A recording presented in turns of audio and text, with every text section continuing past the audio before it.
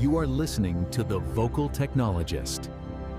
Spoken tech for your ears. Imagine for a second that you just walked onto a massive casino floor. There are no windows anywhere in sight. There are absolutely no clocks on the walls. Everywhere you look, you are just surrounded by these bright flashing lights, continuous engineered sounds, and literally everything about the architecture is meticulously designed to make you completely lose track of time. Right, because the whole point is that you sit down at a slot machine, you pull the lever, and you almost win. Exactly, you almost went. So, you pull it again and again. I mean, it is an environment that is built entirely from the ground up to just extract your attention and eventually your resources. It completely bypasses your conscious decision-making, and it taps straight into those primal dopamine pathways. Yeah, but here is the terrifying part for you listening to this right now. Yeah. I am not actually describing a casino in Las Vegas. I'm describing the device sitting in your pocket right now. Yep, your smartphone. So welcome. Today we are doing a deep dive into a really fascinating stack of tech and marketing intelligence newsletters from June 2026. The mission here is to figure out exactly how this digital slot machine is being fundamentally rewired.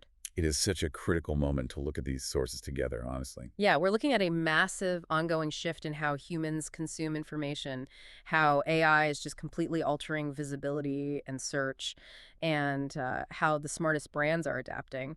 But to understand why consumer behavior is shifting so radically right now. Like why the creator economy is officially dead. Right, or why AI search is rewriting the rules of the web. Yeah. To understand all that, we have to start at the baseline of modern attention. We have to look at how our brains have been completely hijacked. Okay, let's unpack this.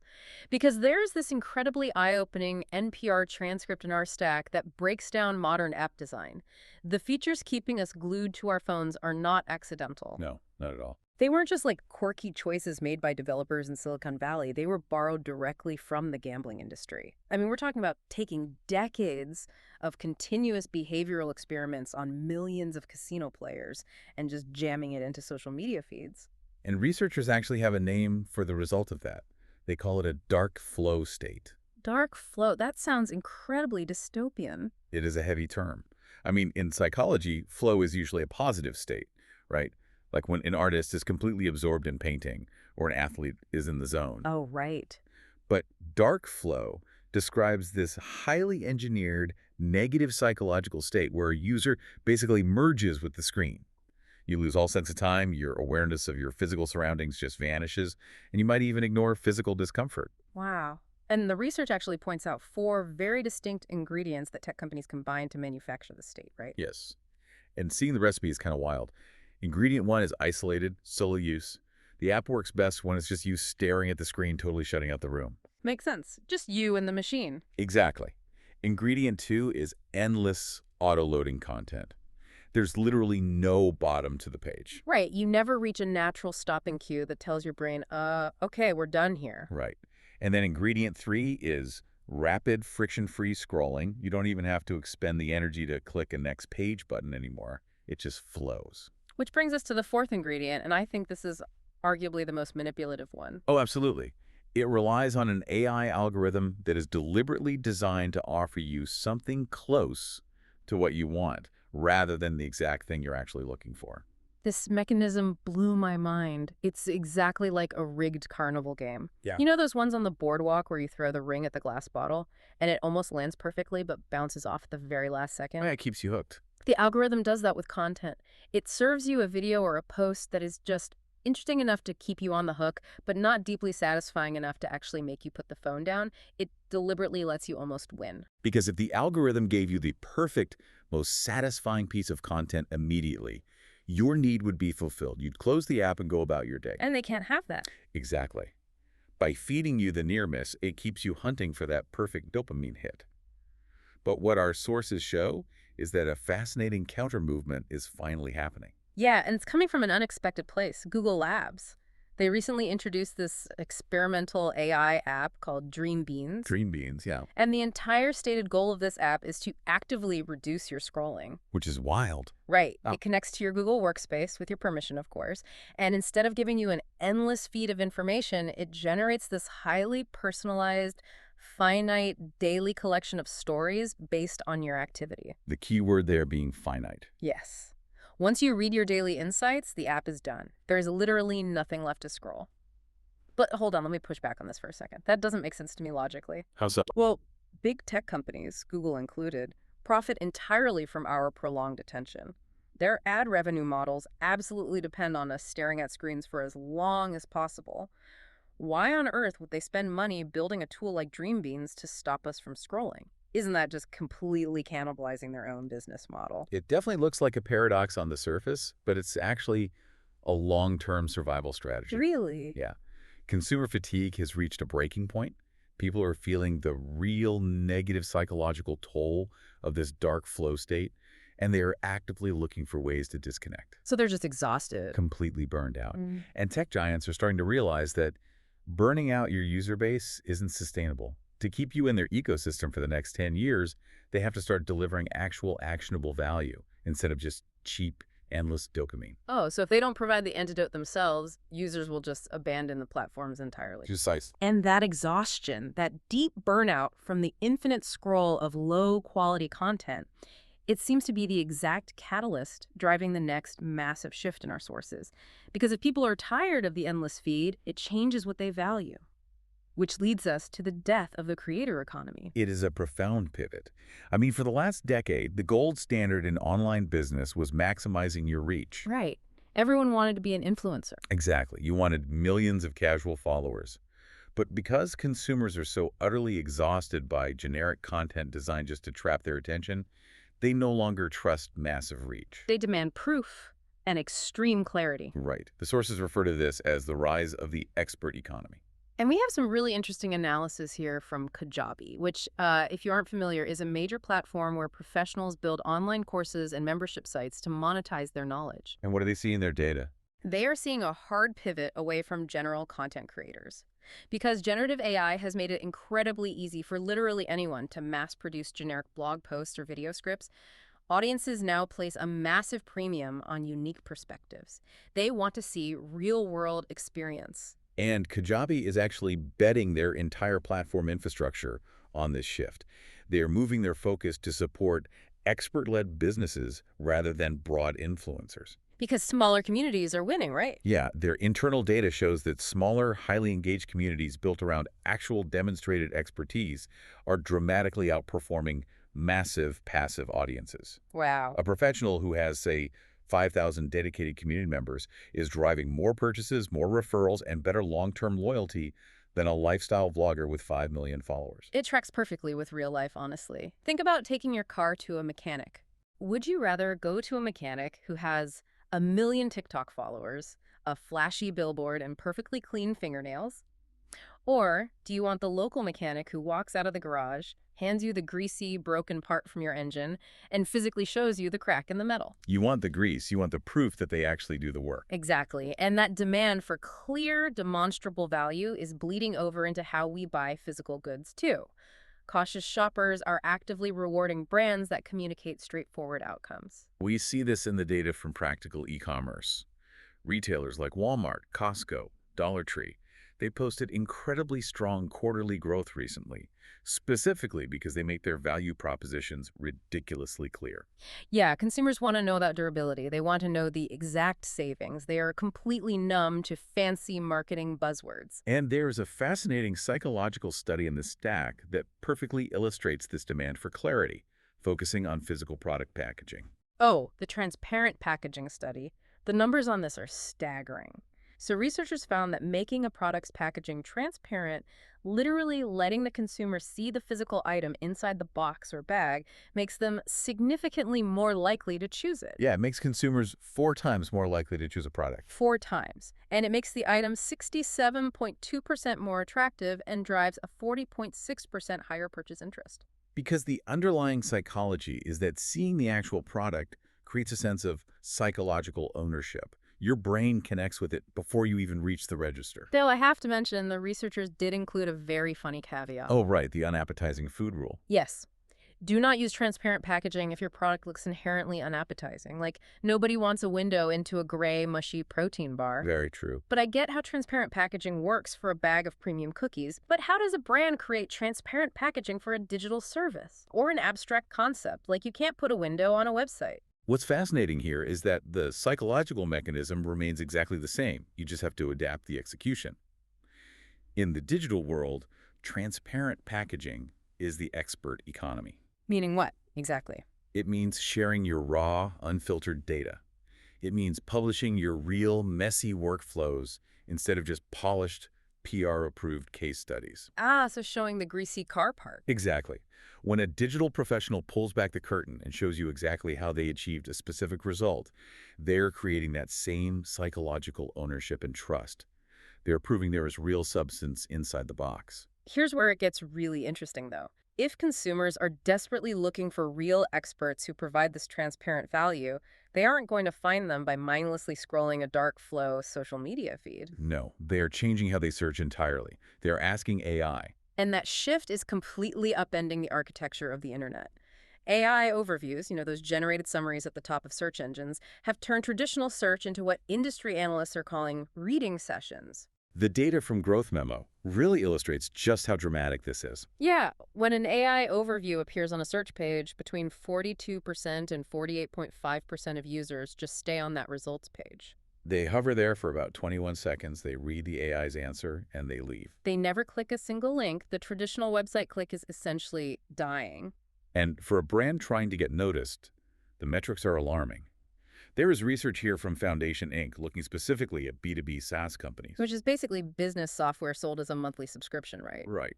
They found that nearly 90% of the time, when an AI recommends one of these software tools, the citation comes from an off-site source.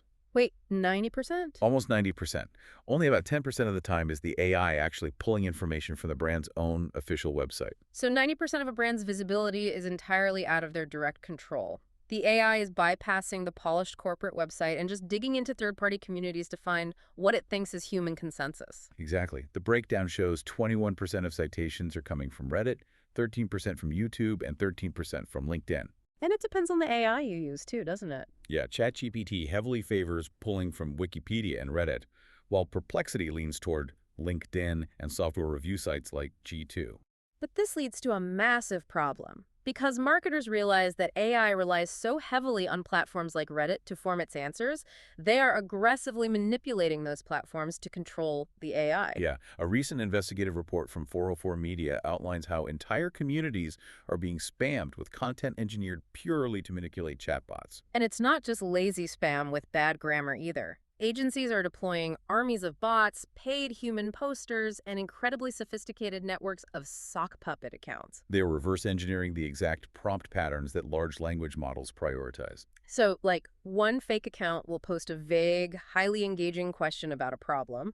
A dozen other fake accounts will upvote it to manufacture engagement. Then, a helpful fake account swoops in with a detailed answer that seamlessly embeds a mention of a specific brand. And to the AI scraping the page, it just looks like high-quality, organic human consensus. It reminds me of a politician hiring actors to fill a town hall and cheer for them, just to trick the journalists covering the event into reporting that they're popular. That is a perfect analogy. But wait, if 90% of AI citations are coming from places like Reddit, and Reddit is actively being overrun by these coordinated sock puppet attacks, aren't AI search results destined to become a highly sophisticated mountain of garbage? That is the fear, yeah. Why should you or I trust an AI summary to find us a real expert if the well it drinks from is being poisoned?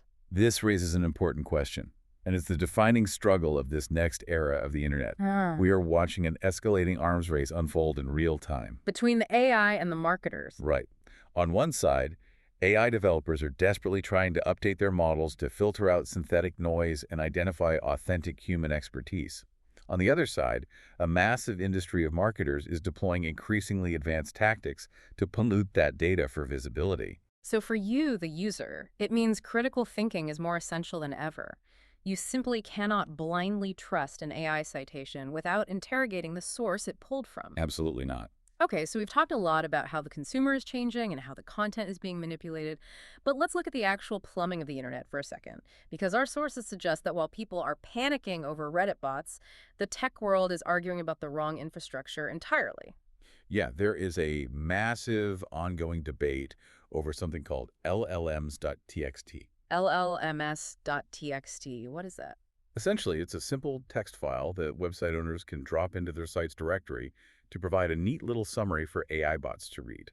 It's meant to be a polite guide for the AI. Okay, seems harmless. But the data shows it has almost zero measurable impact on whether your site actually gets cited. It is a total distraction from the real structural changes happening. So what is the actual structural change? What should brands be focusing on? The smartest brands are realizing that in the near future, AI agents won't just read websites to gather information. They will actively interact with them to perform tasks on behalf of users. Like actually doing things. Yes. And to prepare for this, they are rebuilding their sites using strict semantic HTML and adopting emerging protocols like WebMCP. Okay, I want to make sure I'm wrapping my head around this. If a traditional website is like a flat painting, an AI can look at the colors, but it can't change the picture. Semantic HTML and WebMCP turn the website into a perfectly labeled Lego set. That's a great way to look at it. WebMCP basically acts as a universal translator, right? It tells the AI bot exactly what every single button, form, and text box does, allowing the AI to safely press buttons, fill out forms, and execute tasks without a human ever clicking a mouse. That is exactly the mechanism. You're moving from a web of documents to a web of functional, machine-readable interfaces. And we are already seeing the extreme end of this adaptation. Oh, yeah. One of the case studies in our stack details a company that completely ripped their marketing website out of a traditional CMS. A CMS being a content management system, like WordPress. Right, where a human logs into a visual dashboard to drag and drop elements. This company abandoned the visual dashboard entirely and moved their site into pure, raw code, just giving the keys straight to the machine. Why do that? Because by putting the site in pure code with strict semantic structure, AI agents could directly access it to run continuous, massive-scale A/B tests. Without a human bottleneck. Exactly. The AI was autonomously writing new copy, shifting page layouts, and optimizing the user journey in real time based on traffic patterns. And the result? They saw a 4x increase in total conversions. 4 times more conversions. That is wild. The website is no longer a static brochure. It's an automated conversion engine. And according to the sources, it's not just happening with website code, it's happening with television advertising too. Yes, Meta is making a massive algorithmic play into connected TV or streaming television. Historically, streaming TV ad inventory has been highly cost-prohibitive for smaller businesses. In the advertising world, costs are measured in CPMs, the cost to reach 1,000 viewers. And TV is expensive. Very. TV inventory typically demands premium CPMs of $20 to $40. If you compare that to a social media feed, which might cost $6 to $9, TV just seems inefficient for a small brand. But Meta is changing the math by plugging that expensive living room TV inventory into their advanced cross-device algorithms. Because they know that the person watching the smart TV in the living room is the same person holding the smartphone on the couch. Right. And because the algorithm is autonomously finding the exact right households and tracking the behavior across devices, the early tests are staggering. Advertisers are seeing a 51% over-delivery on reach and a massive 342% lift in product searches. The machine is making the expensive TV ad highly efficient. But, and this is a big but, there is a severe trap hidden in all the success when it comes to measuring performance. Yes, the W3C proposed standard. Right. The World Wide Web Consortium, the main international organization that sets the technical rules for how the web works, they are proposing a new standard for how we attribute sales to advertising, and experts are calling it a critical mistake. Because it relies entirely on immediate lower funnel tracking. It goes back to a classic baseball analogy. Imagine a baseball player steps up to the plate and hits a massive, game-winning home run. A purely lower funnel attribution system would look at that event and give 100% of the credit for the home run to the physical wooden bat. Completely ignoring everything else. Right. It ignores the 10 years of batting practice the player put in, the coaching, the thousands of hours in the gym. The bat was just the very last thing to touch the ball. That is what bad digital attribution does. It's a perfect analogy. Attribution systems are structurally biased toward the final click right before a purchase. If the W3C standard becomes the norm, you systematically undercredit broader brand-building media like television, audio, or billboards. Because their effects are delayed. Exactly. They plant a seed that might not turn into a search until weeks later. If you optimize a business based only on what gets the immediate click, you pour all your money into demand harvesting, catching the apples that are already falling off the tree. And you completely stop watering the tree itself. You neglect demand creation. Exactly. So what does this all mean? Because all of this leaves me with a massive question about our own relevance. If AI agents are directly rewriting a website's pure code to quadruple conversions, and Meta's algorithms are autonomously figuring out which 20 million living rooms to show a TV ad to, what is the human actually supposed to do? Has our job just become hitting the on switch and going out to lunch? It's a valid anxiety for sure. But if we connect this to the bigger picture across all these sources, automation actually elevates the human role. Elevates it how? When the sheer mechanics of execution are fully handled by algorithms, your value as a human shifts entirely to strategy. It shifts to setting the ethical and practical guardrails. It shifts to understanding the deep, irrational, messy nuances of human psychology. AI is incredible at optimizing a path, but it fundamentally cannot decide what the destination should be. Speaking of strategy and vision, that perfectly sets up the final piece of intelligence in today's stack. The Rick Rubin essay. Yes, there is a fascinating essay exploring the philosophy of the legendary music producer Rick Rubin, and it directly tackles the danger of relying too much on data and this whole audience-first thinking. It presents a highly counterintuitive philosophy for modern business. I mean, today, we absolutely worship customer feedback. We are taught to survey the audience, look at the data, and give the crowd exactly what they ask for. But the essay argues that treating immediate customer feedback as your primary source of direction almost guarantees that you will produce safe, predictable, boring work. Because to truly innovate, you have to realize that you aren't just dealing with a single audience. Right. The essay argues you are actually navigating three distinct audiences. The first is the imagined audience.